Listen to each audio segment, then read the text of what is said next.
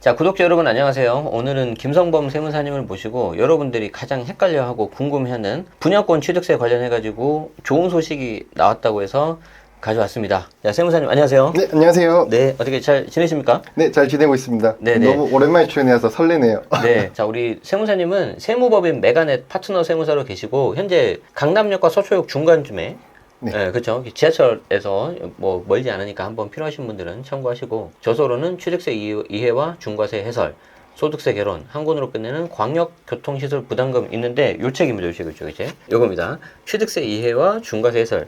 야, 이게 취득세 하나만 하는데 페이지 수가 엄청 많네요. 네, 맞습니다. 근데 거의 한 600페이지 가까이 되는데요. 사실 네. 제가 다 할 수는 없다 보니까 네, 좀 네. 다른 전문가 분들과 예, 같이 예, 예. 협업해서 만든 네. 책이라고 보시면 되겠습니다. 그런데 이제 사실 우리가 이제 기존에 세금 하면은 이제 국세 중심으로 양도세, 종부세, 상증 이런 거였잖아요.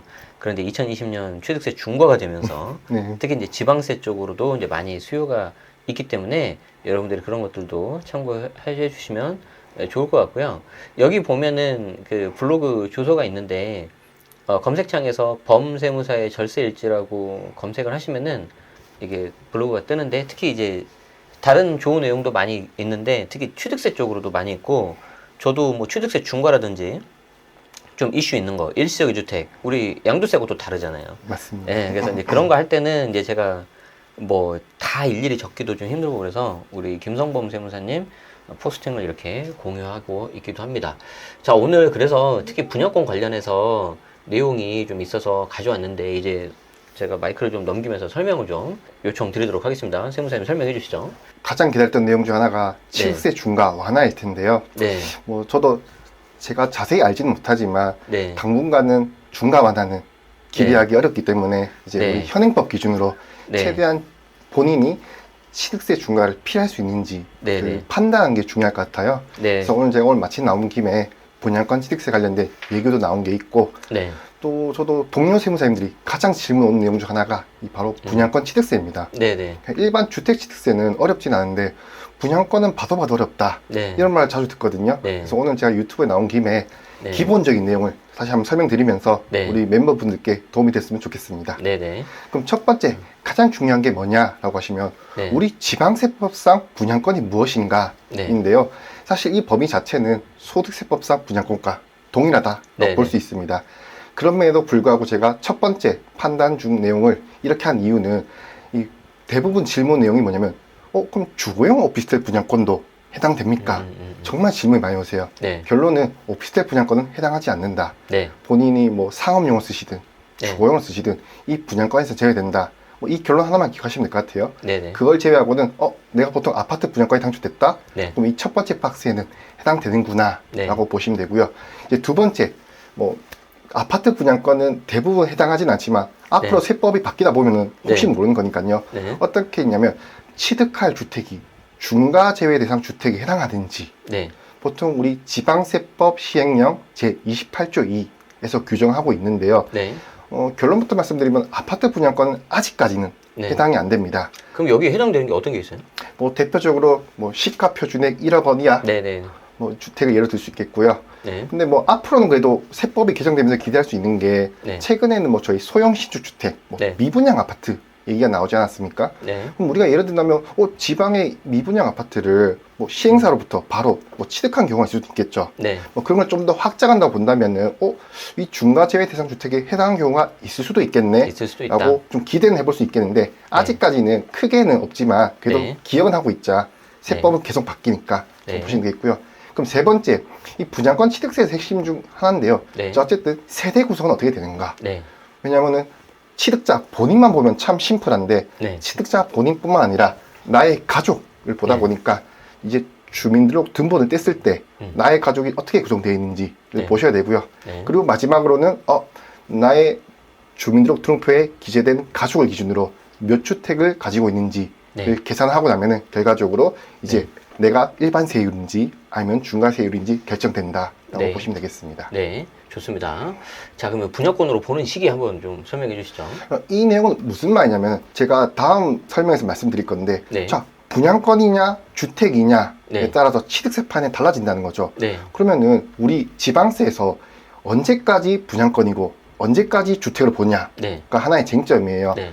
과거에는 어떤 게 있었냐면 이제 행안부 유권 해석에서는 이 미분양 아파트를 취득했을 때 내가 시행사로부터 미분양 아파트를 취득했는데 네. 이게 분양권입니까? 아니면 주택입니까? 라는 질의가 있었거든요. 준공 후 미분양이라는 거죠? 네, 맞습니다. 네네네. 거기에 대해서 이제 행안부는 자, 주택을 존재하기 전이면서 잔금을 치르기 전인 경우에는 분양권을 보겠지만 네.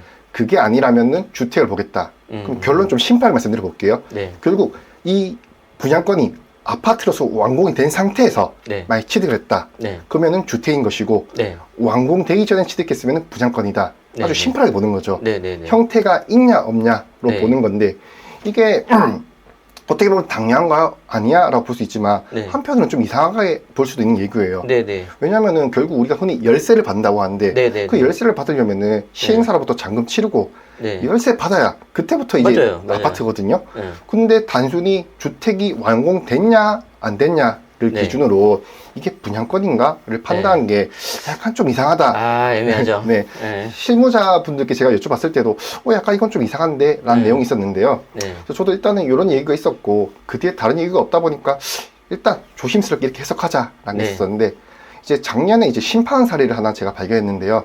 이 케이스가 딱 저희가 보기 좋은 것 같아서 하나 네네. 소개해드리고자 제가 적었습니다. 네네. 쟁점이 뭐냐면 방금 말씀드린 그대로예요. 네. 아무리 주택이 완성됐다 할지라도 네. 여전히 이 주택에 대한 소유권은 네. 시행사가 가지고 있잖아요. 그렇죠. 즉 시행사로부터 잔금 쳐서 열세 받기 전까지는 이거는 주택이 아니라 분양권이다. 라는 취지의 심판이 나온 게 있습니다. 이게 더 깔끔하네. 네. 말 그대로 어떤 내가 재산상의 권리를 행할 수 없는 거잖아요. 네, 시행사에 있는 거니까. 맞습니다. 그러니까 이제 다 완공은 됐지만 이건 껍데기일 뿐이다. 우리 입장에서는. 네. 오케이. 다만 조심하셔야 될 게 네. 아무리 조세 심판에서 이런 결과가 나왔다 할지라도 네. 구청에서는 뭐 이 심판 결과를 바로 청구하진 않거든요. 네네. 대부분 그 구청 유권 해석이나 네. 뭐 지금 대부분 행안부 유권 해석 운영하고 있으니까 네. 행안부 유권 해석 우선을 보고 있으니까 위에 있던 거 말씀하시는 거죠? 혹시나 이런 케이스가 접하신 분들이 있다면은 네. 바로 함부로 이거는 분양권이네 라고 접근하지 마시고 내가 만약에 지금 이 내용과 동일한 케이스다 라고 네. 하시면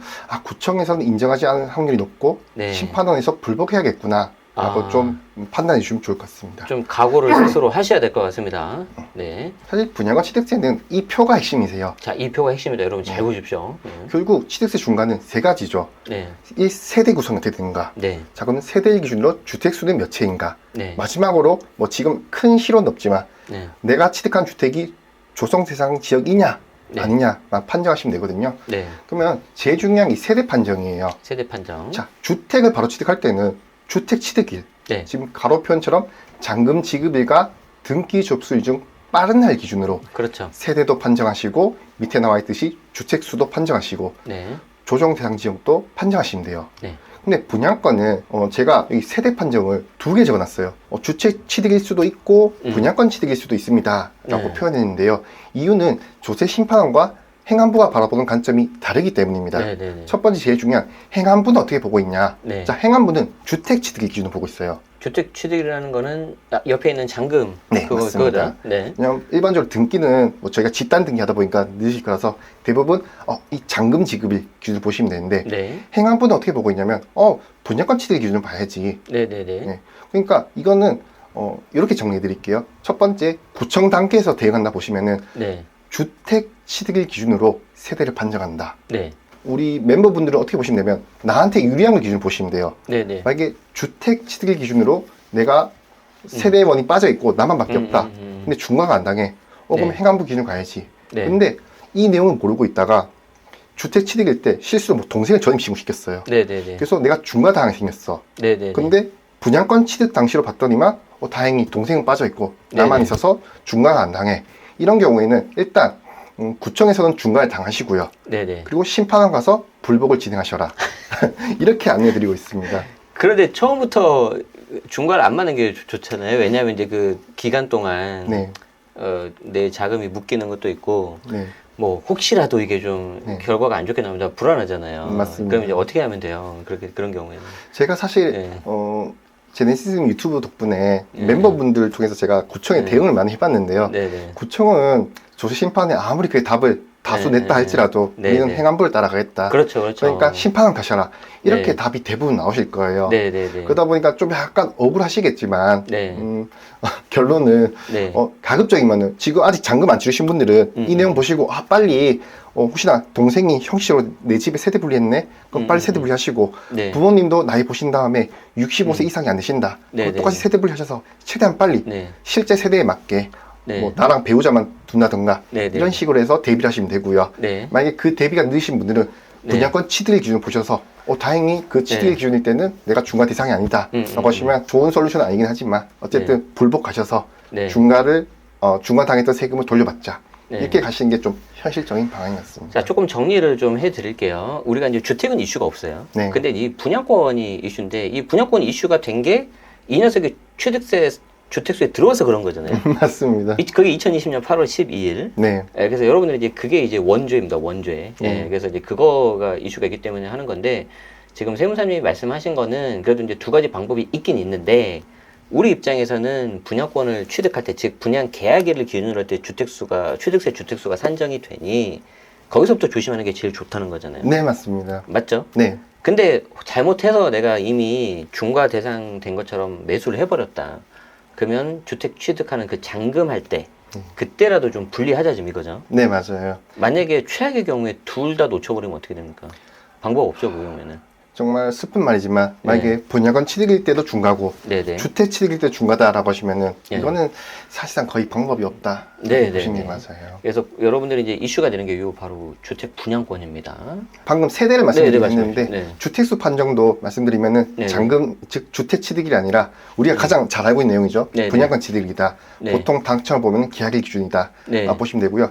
네. 또 조정세약 지역 판정은 네. 이제 주택 취득이다. 네네네. 분양권 취득일이 아니다라고 보시면 돼요. 네, 조금 더 구체적으로 들어가 볼게요. 네, 요 분양권 취득일 할 때 예를 들어서 아까 당첨일은 분양 계약일. 네, 그리고 줍줍도 분양 계약일. 네, 그렇죠? 네, 자, 그리고 내가 만약에 투자를 했어요. 네. 전매로 내가 취득을 했다. 그러면은 그 분양권을 내 걸로 이름을 가져오는 전매 잔금일. 맞습니다. 맞죠? 네, 요 전매 잔금일은 여러분들이 꼭 주택 잔금하고 헷갈리시는데 두 개가 달라요.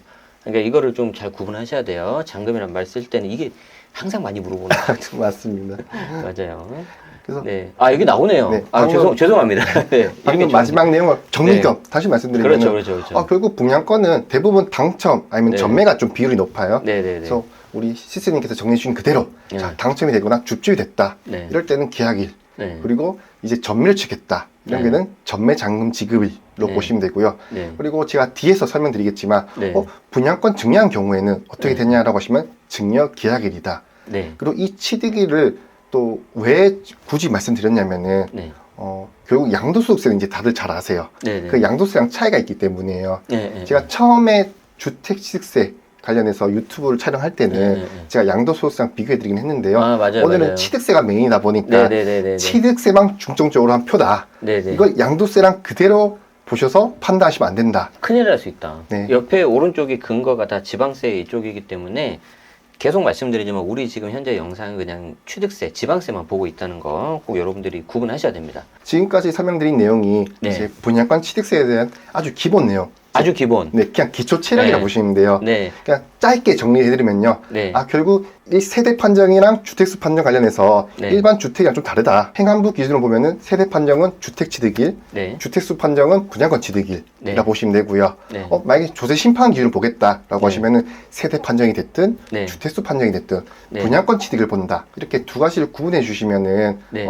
큰 도움이 되실 것 같습니다. 일단 처음부터 조심하시는 게 가장 좋고 혹시라도 이게 내가 좀 잘못해서 중과를 하면은 여러분들이 이제 체크해야 될 조세 심판은 근거가 또 있을 수 있으니 뭐 주변에 가까운 세무사님들하고 상담을 해보시는 것도 도움이 되겠습니다. 자, 이제 기초 체력을 갖췄으니까 이제 본격적으로 좀 사례를 살펴보도록 하죠.